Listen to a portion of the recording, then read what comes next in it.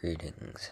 My name is Hendrik van de Meer, merchant of the Dutch East India Company. I've been stationed in the Indies these past 3 years, but today I record something history will remember. We are preparing to seize Malacca from the Portuguese.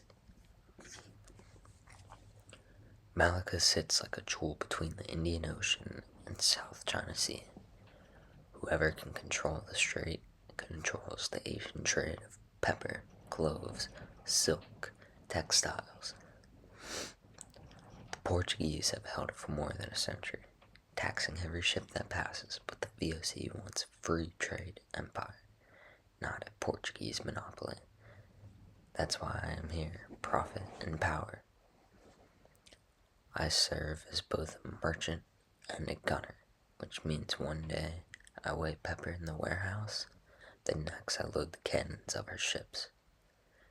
Life in the tropics isn't great. Heat thick as soup, mosquitoes like arrows, and sickness always near. Still, spices are worth more than gold back home. By midday I haggled the Malay traders. Some locals welcomed us. They've suffered under the Portuguese taxes. The Sultan of Johor was allied with us. Without him, this campaign would have failed. His men guided us through the swamps, showed us where the Portuguese ships anchored and traded for rice and silver. We ate hard bread, dried fish, sometimes coconut if we were lucky.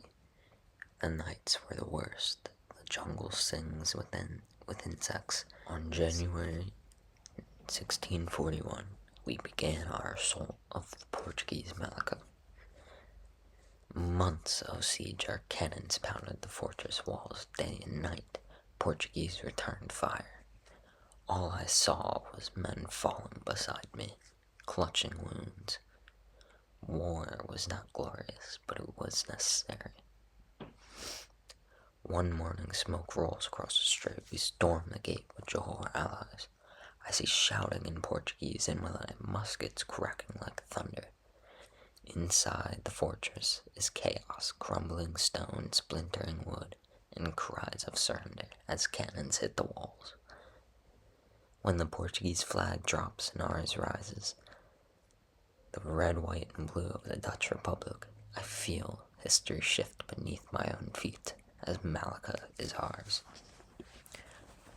It has been some weeks since the Portuguese guns fell silent. I walk through the streets, now wearing the company's colors proudly, but it feels strange. The churches of Portuguese built now stand quiet, their banners pulled down, and our own flag raised. Some buildings still smolder, walls blackened by fire, but the great fortress, once boasting the Portuguese pride, is now in Dutch possession. As I run my fingers along the stone, thinking of how many men died to claim it. The marketplaces are coming alive again. Malay, Gujarati, Chinese, Javanese traders have returned cautiously, eyeing us with a mixture of hope and suspicion. Now, at the docks, I watch ships depart eastward, loaded with tin and spice.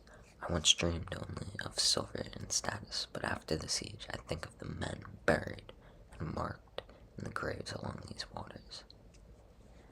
I still remain. My ledger grows heavy with entries, shipments of textiles, and porcelain from China, pepper from Sumeritan. The world feels larger now, connected by sails and gunpowder. And I, once just a merchant, am now part of that great machine.